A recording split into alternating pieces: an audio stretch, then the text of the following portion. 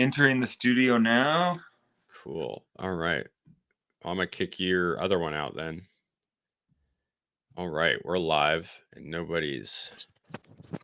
And this is what generally happens is nobody's here at the start. Actually, that's not Sure. true. Usually there's someone here at the start. Damn, guys. Fucking me over. That's all right. Most of the views will be on audio afterwards anyway. Hello, Higgy. How's your audio? Oh, shoot. It's still coming through my phone. One sec. Yeah, you got to There we exit go. out of that. Let's give us a couple There we go. minutes to get in here. I hope you don't mind the crude thumbnail I had. It's again, brain working slow, and I was like, this is what I can muster. This is what happens. That's what we wanted to talk about, right? Can I see the thumbnail? Oh, you can't? Oh, right. I You don't wouldn't think be I able to can because see it's it. through YouTube, but that's okay. It's just text that I can't see either right now. But ex-Mormon, right? Ex-Mormon, right? Yep. Right. I mean, if you Ex-Mormon. want to get technical about it, still a Mormon. Oh, My okay. names are Okay. still on their records or whatever, but yeah. Got it. And you haven't been excommunicated or whatever? Do they do that? No, they would only do that if I was like, I don't know, attacking the church or Right. harassing members or trying to get people to leave with me or Right. yeah, Okay. typically they But don't take do they action for have people who just kind of excommunication drift and away. do they call it excommunication though? And do they have it? Yes, Yeah. definitely. Sweet. There's a That's couple of great. stages. There's like disfellowshipping where you can't go to meetings and stuff, and then excommunication is like you're out. Right. Yeah. That is that's not fun, but I've seen some stuff about this, but not too much. I should say I did go to Mormon church one time. Did I tell you that? Yeah, you did mention that. Yeah. How was it? It was fun, man. It was fun, honestly. But they I tell you that they kept bringing up like I never heard about the polygamy thing, but everybody individually was telling me like, hey, like we're not polygamists. I know you've heard that. And like at that point, like I was like, these guys might be polygamous because they're all trying to tell me they're not. But like I know that that's like, that's like a split off thing. That it's just one of those things that stuck with them, I guess. Yeah, they can be pretty sensitive about that. They think that that's what everybody thinks of the church. Which yeah, it's only a sect that broke off that actually still does it. But yeah, But I it's think most people just don't think that, or they doing the would all think too it human less. thing of yeah, no, definitely. You're jumping, you're making assumptions about what people might believe about you or weird. Yeah. So, people are trickling in. And again, this is gonna be super casual, because this show is super casual. Hmm. But if you want to like I've only introduced you as, ex-Mormon farmer who lives in Kenya. So do you want to do your own introduction and whatever Yeah, however you feel personally, not me well, explaining your identity? my name's Scott. I am building a little experimental farm up at 8,500 feet in the Colorado Rockies, about 45 minutes west of Denver. And it's been a long, strange road getting here. I was raised Mormon, went on a Mormon mission. We'll get into some of those fun details and stories. Long story short, I found my way out of the church, found my own path, quit my corporate job about 12 years ago to take a farming internship on the other side of the country and just kind of been learning the ropes since then and excited to finally have my own project. Yeah. So what kind of farm did you say it was? Uh, it's an experiment. Um, I'm all about like building local food systems, and one of my like big desires is to kind of expand people's concept of what arable land is and like where we can grow things. We can do a lot more than most people realize in some pretty harsh places. If we, look at the traditions of the people who lived there before us, use a lot of livestock and greenhouses and other modern awesome tools that we have available. So the goal is to grow as much food for ourselves as we can and grow some ingredients for value added products for the community. Try and get other people growing. Maybe build a neighborhood pasture program so we can have bigger herds up here. It's such a difficult environment that livestock is essential. Yeah, you're Colorado, right? Hmm. Yeah. And okay, so one thing I want to concentrate on. I forgot my notebook. Let me just grab No that. worries. I forgot. I mean, it's I've got a selection of tasty beverages to keep me company. wonderful. I have weed and water and Dayquil. Okay, but the yeah, so like there's this thing that I've been noticing in this is a really obvious influence, of course, but like when I look at when you were talking about, geez, I can't do this. Your brain doesn't work when you don't sleep. Um Cleveland, that's my edit word. But you were talking about, fuck, I tried to write it down so that I wouldn't forget it. In our Twitter chat the other day. No, arable land. So Oh yeah. the lands, when there's modern methods of doing pretty much anything, like modern methods of building, modern methods of food production, they're inherently homogenized to the point where they are at a level of taste that's adequate for everybody, because they're serving a greater population over a greater area. And that's why you end up having like things like drywall being used in houses all across North America, whereas Yeah. in the past there are specific, like of course the Native Americans, First Nations in Canada, like that were living on the land would have each had their own distinct housing structures based on the land that they were living in, like wigwams, or Mhm. wetus they called them up here, which were similar to wigwams because they were similar environments. It's always funny when you see like a college textbook even, or like one of these things where they're showing like woodland Native Americans with teepees in between trees. It's like you're not Right. thinking about it. Like that doesn't make any sense. It just doesn't. And it's weird that you don't notice that it doesn't make any sense. So it's informed by your environment, right? And then when you have this homogenizing structure, that goes across not only all of the land, like all of the farming methods, but it starts to get into everything else. It starts to get into your buildings. It starts to, it eats away at the humanity of anywhere. But yeah, that's how I feel about it.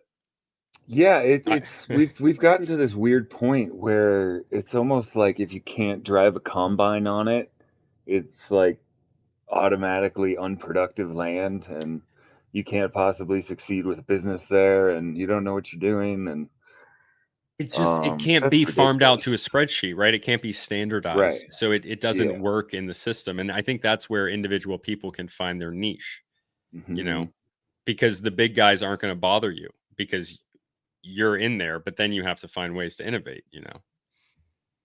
Yeah, and I think, we've got a lot of great plans for the place right now. We're doing like dog sitting and firing up some bakery operations. And that's covering most of the bills, all the bills now. And that allows me to like build out the longer term projects. We're going to have a vermicomposting project that I'm going to try to run year round, which is a tall order up here.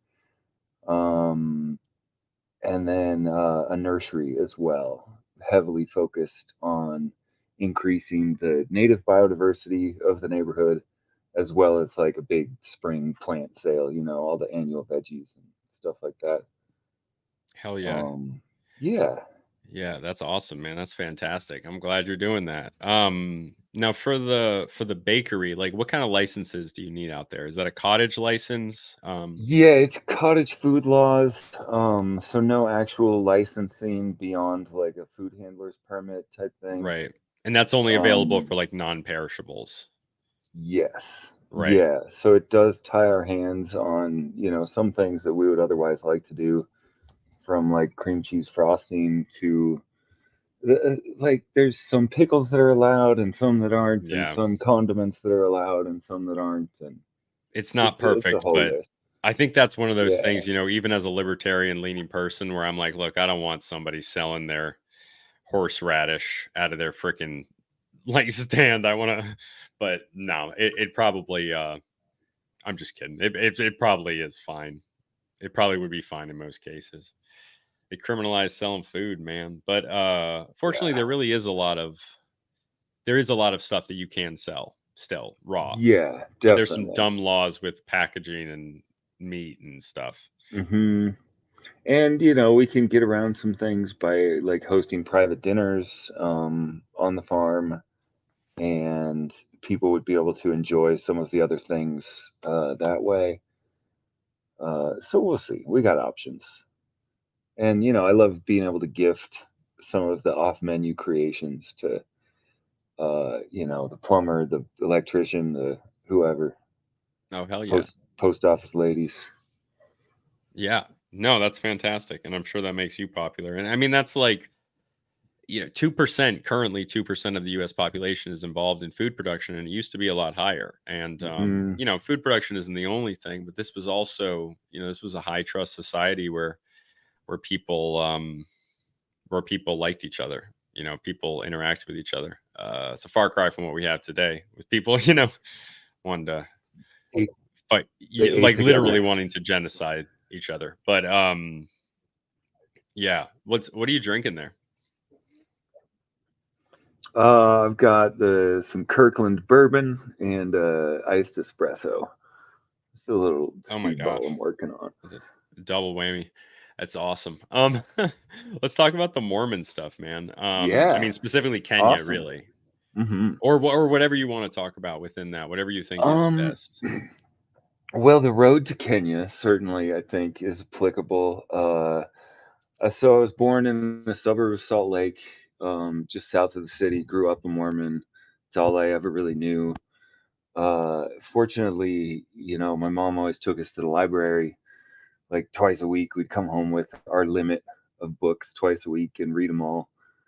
And my dad raised us on wilderness and music, good music. So they gave us a lot of tools that we needed to kind of find the broader world for ourselves.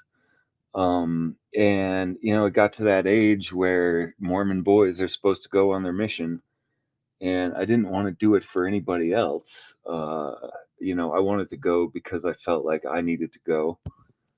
And And was this like a so, religious thing at that point for you, or like a yeah, no, duty I thing, or was. was it a mix? I mean, I was like an active member of the church, Hmm. but I hadn't really felt an express call to go and do this thing. I didn't. I felt like it was heavily expected of me, but that was not a sufficient reason to go and do it. Um, but I kind of started going through the motions anyway, and I submitted the paperwork. I got the process going. I actually got called to the Ivory Coast, and I was in their missionary training center learning French. Wait, so Uh, actually, sorry, before we get into that, so what would have yeah, happened yeah, if you didn't go on the mission? Or I think like you could also yeah. join like the military or something else to be exempt, right? No, I mean it's not. It's more of an expectation than a requirement. Okay. There's plenty of people who don't go. Um, yeah, But it uh, feels like a sort of rite of passage for the definitely, church, yeah. right? So it's like somebody who And doesn't do people it is will look at you differently if you're, in your mid 20s or you're 30, and it's like, oh yeah, I didn't do that. It's like, oh, okay, this guy's yeah. not serious. Wow. Yeah. And then it's like everybody else has this shared experience that you then don't have. Yeah, So that's, and I think that's one of the things that binds a community together is shared experiences. So you not participating in that, definitely. there's a level of, social control in that. But yeah, so you said Sierra Leone or Ivory Coast? Ivory Coast, Yeah. and then things got spicy over there, and so they moved us to Kenya. But while I was in the training center for this extended period of time, I was really wrestling with it, like, okay, moment of truth, like, am I doing this for me or am I doing it for other people? Am I doing it for my mom? Um, and so I fasted for like 3 days, Hmm. nothing but water, Awesome. and I was praying a lot. Um, I would call it meditation today, just really focused listening more than anything. Right. Um, and I had what I would now call my first psychedelic experience through that fasting and prayer. And I was in a dark bunk room with like five other guys, and it was, I don't know, midnight. It was late, and all the lights had been off for a long time, and it was like the whole room like lit up brilliantly. And God, I'm still comfortable using that word. God told me to go to Africa, and I'm like, all right. Oh, wait, but weren't you already in Africa at this point? No, no, no. I was in Utah at the training center. Oh, yes. Got it. Okay. Yeah. So these were like the preliminary stuff before going. And there is this very clear message, like, go to Africa. And then, like, the next week, we're like, you guys aren't going to the Ivory Coast. There's war breaking out. We're just not sending you there. We're pulling everybody who is there out. And so I had this moment. I'm like, oh, so I'm not going to Africa? Well, what was that? What? And then a couple of days later, they're like, hey, you're going to Kenya, which was the East Africa mission. And you would have been Um, just as likely to have gone to Guatemala or somewhere else not in Africa, right? yeah, After I mean, that. once they made the decision to not send us somewhere that we were learning the language for, Oh, it didn't matter, it's right? like Because it's it's like, oh, do they speak French in Kenya too? They're like, no, it's no, they speak English, right? English. Yeah, you didn't It's even like, have to what have we learn been doing anything. for the last 9 weeks? And then you're over there speaking French like a dumbass. Like It like did some come in handy. It came in handy twice, where? to know When? to know just a little bit in Nairobi, in the city, where there's expats around, Oh, okay. and migrants from West Africa and whatnot. But so yeah, I went. After that, I couldn't like say no because God told me to go, and it was pretty clear it was the most powerful like experience I had ever had. And so I went, and I was in Kenya for just about 2 years. Lived out in the bush for about 6 or 7 months of that. Hmm. Lived in the city for a good chunk of it. In And and when you around say living in the Nairobi. bush, who? Like where? Yeah, this would be out near. Have you seen the movie? Oh, what is it? Val Kilmer with the man-eating lions. No. Um, oh, it's a great movie, Ghost in the Darkness. Um, I was living like right near that bridge that they were building when the lions were eating everybody. And it was the movie, it's a true story. It's just kind of in the expanse of bush between Nairobi and the port city of Mombasa. So just kind of off the main highway there. And that was the best part by far. We did not do a lot of typical Mormon missionary type things out in the bush. It So was shorts and a t-shirt 6 days a week, on our bikes, like helping people in their fields, and hmm, like it was more of a labor mission out there, which I was super into. I immediately felt like I was doing way more to help people than when I was just like teaching. yeah. Yeah. So you were right, because I think people have this image of Mormons like driving around riding around on bicycles like in the US, like Yeah. just knocking Yeah. on doors and like never going back to the same place unless for some reason they ask you to come back, which Hmm. I'm sure happens sometimes, like plenty of times, but like most of the people after that second time meeting them, I don't know how much a relationship you build. I mean, I guess unless they actually convert, right? Hmm. So, but what I would be more interested in is like you being in one place for longer. So were you building relationships with people there, and what were their religious beliefs? Definitely. I mean, most of them were some form of like evangelical Christian, um, at that point, and then the farther you got off the highway, the more and So, more like ancestral things would kind of creep in. right, Um, that makes sense. but But they evangelical, like different missionaries got to them first. yeah, yeah, This is that definitely. right? So It's many. I mean, there's Anglicans, there's Seventh-day Adventists, there's Pentecostals, there's all sorts. Um, yeah, that's wild. And then yeah. did you get any converts in Kenya? Yeah, yeah. But there's a decent sized church there, several thousand members. Out in the bush, the church building becomes kind of a community center because that's where the well project is, and that's where like the electricity is. People can come and plug in their power banks and stuff like that. And yeah, Um, so like Mormonism to me, and sorry, Church of Latter-day Saints, I don't know what the uh, yeah. they're the religion is one that's like born in the United States, right? So to me it's like Hmm. very linked to the American culture. Yeah. Um didn't they not let like American black people in until the 70s or something? They could be in the church, but they couldn't be in like the leadership, in the priesthood. Oh, that's Yeah. different. I It's not mean, it's great, still but pretty it's pretty still pretty bad. shitty, but Um But, like, but they're yeah. recruiting people in Africa, though, like, I don't what's Mhm. the reasoning there? Is it just, like Mark of Cain bullshit. wait, what was Just that? Mark of Cain? Mark of Cain, what do you mean by that? Yeah, a lot of Christians think that black people bear the mark of Cain and are Right. therefore like, yeah, like that's why they're black. That was the mark.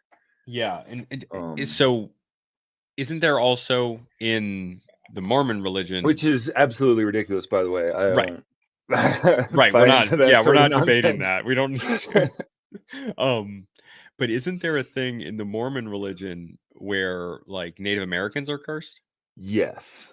as Also a well? skin color thing. Yeah. Right, right. Like there were like white and good Native Americans, and then like the bad dark ones killed them all. Those pesky darker Native Americans. Yeah, what about it reminds me of like the Black Hebrew Israelites as well. Like Mhm. everyone's like, we're the true Jews, you're the descendants of the lost tribes. And it's like Yeah. it's like you're forsaken by God, we're the true whatever. Everybody, man. And it's not like I'm not even picking on any one particular group. Like I'm really not. Mhm. It's a bunch of different people. Some Yeah, more than once you others. get into like chosen peoples and holy lands, like good stuff Yeah. usually doesn't follow any of that. Yeah. And dude, the secret of that is like, like the example that I always hear about, and right now the obvious example is Palestine, Israel. Hmm. But when I think about it, I usually think about like, oh, the Black Hills are sacred to the Lakota, like the Black Hills where the Mount Rushmore is carved on. But like the thing is, any significant natural structure is going to be sacred to the group that lives in that area. Like that's Yeah, just that exactly. is any single one of them. And it's not even just true of primitive societies. Like tell an American, even one that's a libertarian leaning, that you're going to fuck with the national parks. People will lose their mind. They're sacred. Yeah. That's Yeah. what sacred is. It's a different manifestation of being sacred, but it's still sacred. Mhm. Yeah, it's still like it's untouchable. You can't do that. You can't like it would be suicide for a president to come out. And I think Trump talked about it a little bit, but he wasn't gonna like tear up Yosemite. It was like some Yeah. specific stuff in Alaska or something. And people were Yeah. still mad. And I Mhm. was too. The point is fuck off. But yeah. Yeah. So Africa.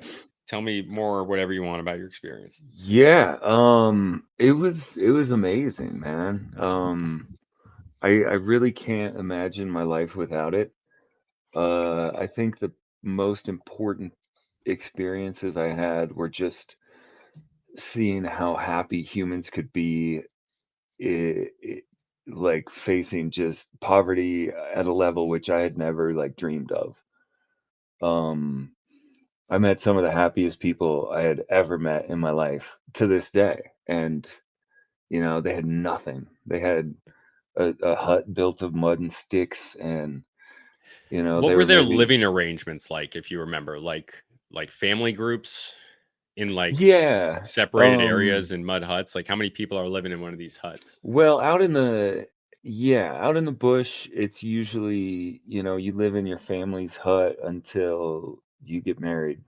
Um, Yeah, that makes sense. sometimes a few single guys will like build their own together or whatever when they're getting a little older. Right. Gay guys. Got it. Um, but yeah, they're usually, maybe 10 feet by 15 feet at the biggest. The whole neighborhood comes together usually on a building day. It's like, hey guys, we're building this house today, and everybody will show up, Like the and Amish. it'll go up really quick. Yeah. And they'll usually have scraped together like a little corrugated steel roofing, or sometimes it's thatch. That's a little rarer these days.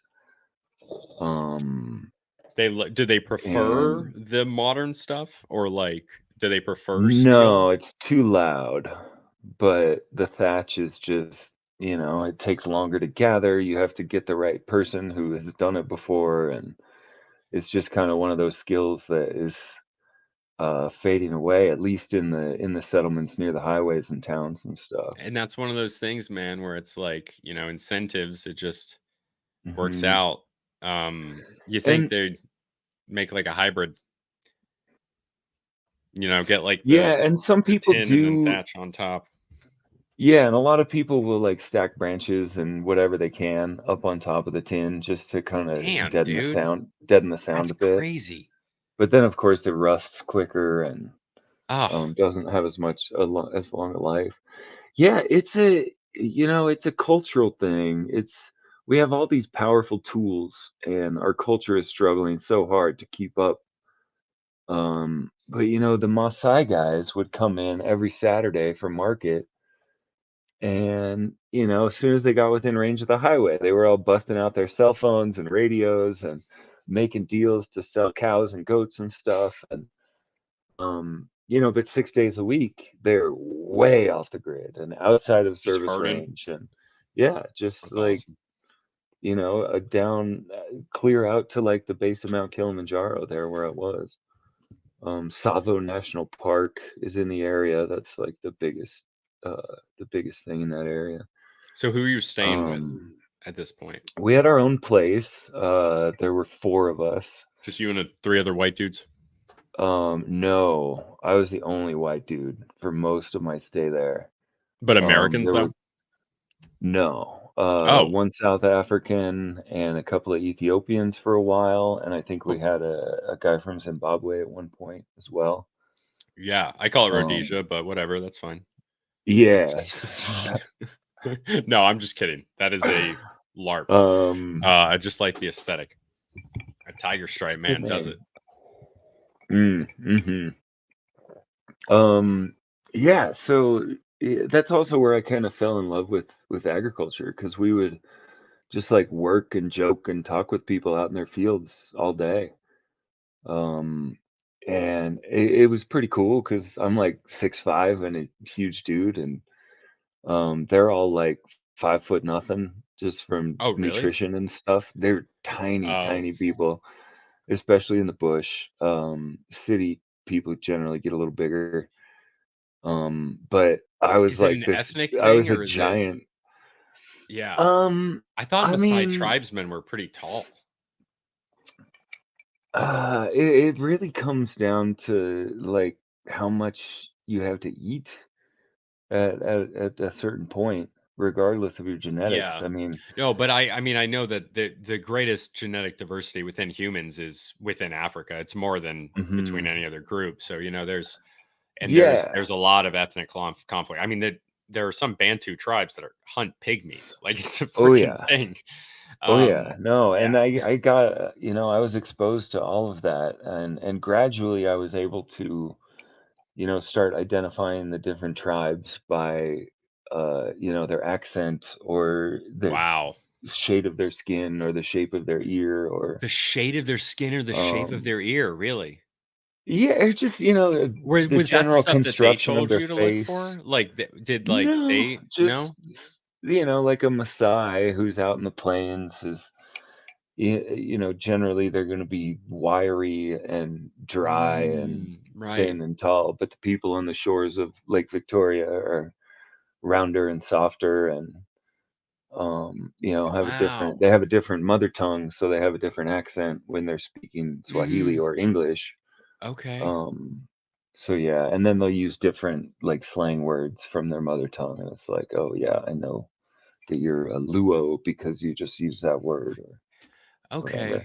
It seems like there was I think in Europe there was a lot longer periods of time of like the absolute amount of time of like most of Europe being a higher technology level that allowed for more movement between people groups. And when I say movement, a lot of this is like non-consensual situations, Right. basically Yeah. genocide, murder, sexual assault over and over again. But like I think that like allowed in a lot of mixing that maybe I guess didn't happen in Africa. Because I know it's true because that the ethnic divisions are still very severe there, but it's wild to me because I know about a few specific ones, like the difference between Nilotic peoples and those around them versus like Somalis and those around Mm. them. But having like, different tribes within an area, I didn't realize there were that many like that. That's, Oh yeah, there's like 62 languages recognized in Kenya. but I mean, Um, and how many and like then recognizable ethnicities within that? yeah, pretty much the same count. Wow, man, that's Like crazy. each tribe has their own language, and then generally most people will speak Swahili, and then anybody who's lived in the city speaks Swahili and English, as well as, their mother tongue or two, which was in itself like very impressive just to be around people who are just naturally multilingual. What did they And like to I talk picked to up you about? Swahili pretty well. You did. What is Swahili? Um, Is it a pidgin it was language? Is it kind of a syncretic it was a language? Like, slave trading language between mm, Arab and Bantu. I think that makes it Um, pidgin. I'll look it up. okay. By technical And definition. so Pidgin, they like, made it a name of a language, but it's also a classification within right. linguistics. Yeah, I lived in Hawaii Is too, anyone in the so I know comments? a This lot is of the pigeon. longest I've ever been without a freaking comment. I'm sorry, I Oh, interrupted you, I'm Scott. sorry. What were you saying? No, I was just saying I lived in Hawaii for a while too, so I know pigeon. Where'd you live Um, on in Hawaii? I was on the Big Island, out on like the eastern tip in the just off the edge of the jungle. I wasn't in the jungle, fortunately. Cool. I was out on the lava a little bit, I love but Hawaii, but I've been there twice and just to the touristy parts. So mm, um yeah, I have not really been to any of the touristy parts. yeah, I'd like to go to some Um, of the other parts. let's see. I was just going to see what we had talked about, the Mormon topics that we had brought up on X. Um, Yeah, you tell me whatever but you want to tell me. so basically, the mission was awesome. I did convert a couple of people, and I have mixed feelings about that today. But In ultimately, Kenya? yeah. Converted But them from what, though? Sorry, from kind of a amorphous evangelical whatever. got it, A yeah. lot of them. I mean, Uh, whatever then, as far as I'm concerned, right? yeah, yeah, exactly. And I was being true to myself at the time, with what I knew and the experiences I had had, and so I've reconciled all of that, and I'm super grateful for like getting turned on to just subsistence agriculture and you know happiness not being dependent on my like material state. That was very important too. That helped me like quit the corporate world after college and take a farm internship and be well below the quote unquote poverty line for most of the last like 12 years. um a part of that was also, it's like, oh hey, if I stay below this number I don't have to pay income tax. That's And awesome, man. That's so if I can very avoid libertarian paying of you. paying for bombs, like that was a big part of the motivation too. No, But that's terrific. If everybody did that, um they'd be screwed. You'd and probably get then invaded at that point, but, such is life. and then I got home and kind of drifted in and out of the church a little bit. And, I was always just kind of searching for that clarity of purpose that I had had in the missionary training center. Um, and, I had no idea at the time. I had no vocabulary to explain that mystical experience except the vocabulary of Mormonism. And so, that was the explanation until like Long and Winding Road brought me to some mushrooms for the first time. Um, and that was my second time talking to God and being plugged into the source or whatever you want to, having my default mode network deregulated, like however you, that thing. Um, and then I kind of realized that the paths to God are rather infinite. Um, and there was this passage I'd read. I had read a lot of Ram Dass, and at one point in one of his workshops or lectures or something, he was talking about like how if you pursue sincerely any spiritual path, like the eventual revelation is that there are infinite spiritual paths that all go to the same place. So that's kind of where I'm at now with it. Yeah, Yeah, so, thanks, I mean, Daniel. anything that you say, I guess, like, any way that you try to express it is already through, like, some sort of social construction. So, Hmm. it's like, when you start to speak, like, in what your brain thinks the words mean and what, like, making those sounds mean and, like, that there's inherent like humanity in that, and so it already can't be perfect, and I think that's kind of where it comes from. I'm always saying the Tao that can be named is not the eternal Tao. I usually have the book right here, Yeah, and love that's that. like, that's the point. It's yeah, but let's talk more, a little bit more time, and then I'm gonna go to sleep. Tell me a few things about that you want, like the stuff that you would most want me to know about Kenya. Yeah, Kenya. Okay. Unless there's Uh, something about Mormonism, Um, whichever one well, you'd I mean, rather the talk about. But Mormonism it thing, feels like the Kenyan thing had a as huge impact. yeah, They both yeah, did, obviously. definitely. Yeah, for sure. Um, Kenya was a trip, man. Like it helped me understand so much. I was there, I got there, let's see, 2000, I got there in 2002, like towards the end. So, things were just kicking off with like the global war on terror and everything. And People certainly had their opinions of Americans. That helped me a lot to just see a non-American perspective for basically the first time in my life growing up in Utah. And how was that Um, expressed though, like to you? uh, I had enough street smarts to be like, even though I wasn't really plugged into politics at that point in my life when I was 19, and I didn't really know what was going on. I had the presence of mind to, just deflect and stay out of it and like, oh Yeah, yeah, that's really fuck good. that Bush guy and all that, like whatever.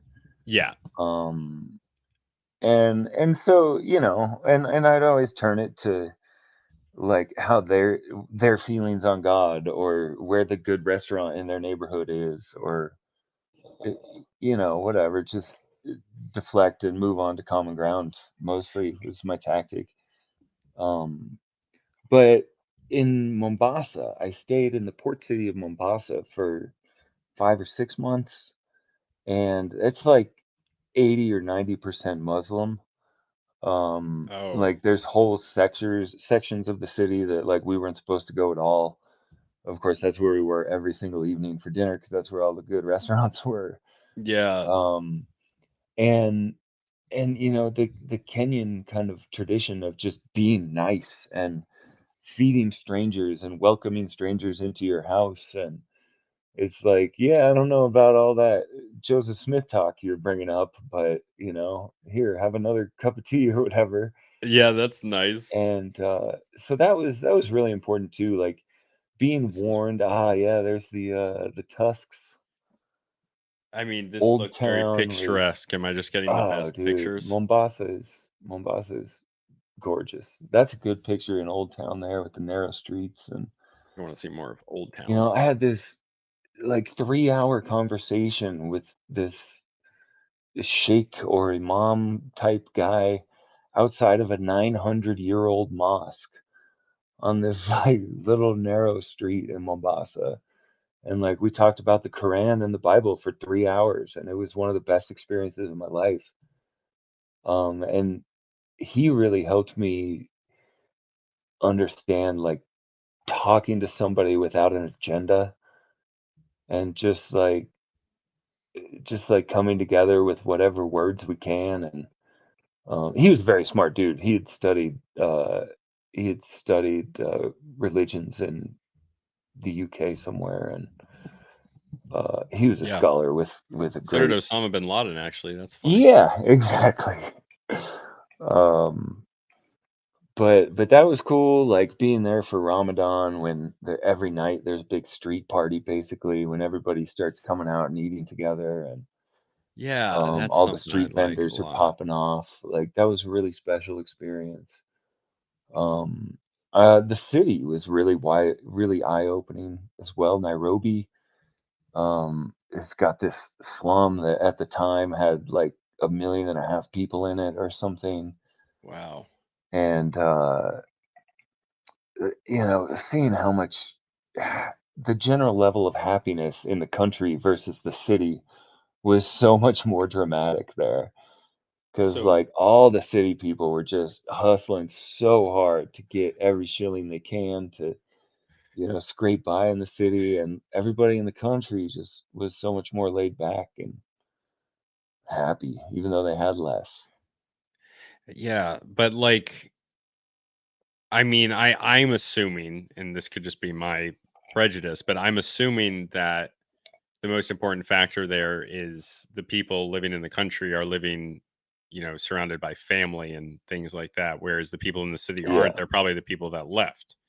Yes, exactly. And there's at the time there was definitely a tradition of the coming of age thing used to be like it became like going to the city and seeing if you can make Yeah. it instead of there's one guy out in the bush who I really connected with, and one And of the that's like best an American things. idea, right? Go to the city. Honestly, and Yeah, it's imported exactly. from. Yeah, It's a very Western thing. Like yeah, all the stuff is in the city, and all the ways that you get the dollars for the stuff is in the yes. city. And So you wanting gotta the go to the stuff, the city. idea is Western itself. Yeah, Yeah. for sure. So even going to the city is almost adopting. But yeah, continue. Sorry. But one of the best things the country did, I think, was they put at least two internet-connected computers in every single post office in the country. And that was huge. And they did it at a cost that anybody could afford. Like some kid out in the bush could ride his bike to the post office and plop down 2 or 3 shillings and have like a workable amount of time on the computer to look up. Like one dude was hand digging a well, and he went and looked up instructions for like this cobbled together windmill generator to attach to his pump to bring the water up. And he was like watching YouTube videos on how to do this stuff. And like Wow, he dude. would he would read information on the internet about grafting, and he was using his new well to plant a mango orchard, and he was grafting all his own mango trees. And like, the people who had access to some of the tools but who stayed home, like they were doing amazingly well. And just I think getting a glimpse of something bigger than their village, and then having all the information they could ever want to like do something cool where they are, is so important. Like Yeah. I, I I I mean, think we're still in the like dawn hours of the information age. And don't we're say that. really fumbling a lot of parts of it, but there's so much good coming of it as well, and so much transparency and so much information that people didn't have access to, and it's really cool. I think there's an element in there of when you have like new information. I think that it inevitably is, it's going to lead to more and more things. So it starts on this treadmill that you then can't stop. So like, there's lots of times that new technologies they temporarily bring some good things, and then inevitably there are some downsides Mhm. in the future that come out. The example I've been talking a lot about recently is like, China considers itself, even still today, the Middle Kingdom, and they used to have the largest fleet in the world. I think over 2,000 ships. Um, and in the 1500s, or it might have been the 1400s, they burned the entire fleet because they were just Mhm. done. And they knew like they didn't need anything else. They were just like, we're just going to chill here. And, they were stable essentially until European intervention. All Mhm. the horrible stuff of the 19th century, multiple civil wars, they come out of this, the new technology. But I'm getting off the topic. That's what I do. Start talking about China. Well, no, and I think, Yeah. I think they definitely started to go a lot more isolationist after all the Mongol incursions, from like 12 to 1400. Um, so that was definitely a big part of it. Like, oh, see, it's a big scary world out there. There's no need to have all these ships to go. And but even in their solitude, there was just so much. Whatever. We are way off topic, but all I can think of is like the Good Earth and reading about that time in China, where it's just like the local lords control every aspect of your life, and yeah, whatever. Yeah. Nasty Extreme hierarchies. serfdom. Yeah. Even worse, has to do with rice cultivation, a few other factors. Yeah. You got any last things Um. about? Yeah. About Mormonism in general. It's so easy to pick on it because I mean, there's so many things to pick on, from the founding to the underwear to everything else. But Is the underwear there's real? I thought that was made up too. no, no, that's for real. Wait. Oh no shit, dude. It's like a symbol of the covenants that they take in the temples. Well, it's a literal ritual, but that's kind of dumb. I mean, it sounds dumb Yeah. to me. Sorry, I don't mean to insult your religion. Well, and a lot of the ritual was lifted from from Masonic ritual. Mm, Um, if you go the whole super secret temple thing it's all in the Library of Congress, like word for word. So people I'm can go and I'm look it actually up not and sure see it even for what you're talking themselves. about. The super Um, secret temple thing. just the things that they do in the temple. They do like baptisms for deceased ancestors and stuff, as well as like taking on another level of covenants with God, beyond like what they entered into with baptism or whatever. The hell does that mean? Um, Okay. Oh, all right. just I actually like it a lot better because like with baptism for Mormons, you're 8 years old, and like no 8-year-old can seriously enter into any kind of like contractual agreement with almighty being. So I at least like that the Yeah. temple stuff is for adults and like adults who can like actually know what they're getting themselves into and whatnot. Yeah. Yeah, there's a whole lot of that going around today, isn't there? Yeah. But so many things that I picked up with that upbringing are so important today. Like their emphasis on self-reliance, on having food storage, even if it's just a 72-hour kit, like you've got to be ready to take care of yourself for a little bit. A lot of their charity initiatives are really great. There's a lot of like food pantries that the church does that you don't have to be a member to go and use Hmm, that's and nice. whatnot. Uh, the well projects in Africa.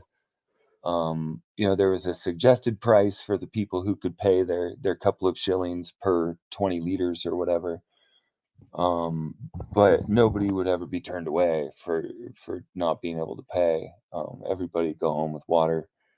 So there's a lot of good, and it's wrapped up in a lot of weird cult stuff, weird mythology stuff, and um, But it all is. yeah, yeah, it all is. I mean, whether you're talking about the religion of statism or Catholicism or Yeah, Islam or exactly. And I'm anything glad else. you started with statism because that's exactly what I'm talking about, like Well, that's secular the most religions. dangerous Exactly. religion. Yeah. I'm really grateful. I listened to a lot of Terrence McKenna in like my transitional phase in life. He talks a lot about like how culture is made of the language that we use, and like people who attempt to control your language are attempting to control like the very reality that you experience around you and create Yes. with the other people around you. Yes. And so that was an education I was really grateful for. And like he always talked about how these mystical states are so ineffable, like you can't the idea of like insisting on an English vocabulary for like matters of God and what happens when we die and where did we come from, and the idea of insisting on one set of like English mouth noises and their correlated symbols is just so ridiculous. Yes. Right. And And yeah, I know exactly and what you mean. And I'm sure there's some people that are going to listen to this and be like, what the hell is this hippie talking about? Sorry, don't want to insult people. Listen to my podcast. But no, and yeah, I I'm can get why people comfortable. wouldn't get what you mean, but I totally get what you mean. I'm comfortable dipping into any book of vocabulary, whether it's It's all it social wasn't. construct. Everyone that listens to this podcast Yeah, has heard this 1,000 times. It's all yeah, social yeah, yeah. construct. The moment Right. you open your mouth, the words are social construct. It's funny because I harp on this all the time. I assume you haven't listened to my show that much to know that, but Well, and it's just so funny. Like, there's this big almost rift in the psychedelic circles. Like, there's the medical people who think it should all be like regulated medically, and there's the super spiritual people who insist that they're speaking with interdimensional beings, and there's the casual science people who are like, oh, it down regulates my default mode network, and I'm able to think about things differently, and so it's a valuable tool like that. I don't care what language you use. I don't care if it's actually interdimensional beings or just stuff that's already in my head, because as JC said, by their fruits ye shall know them.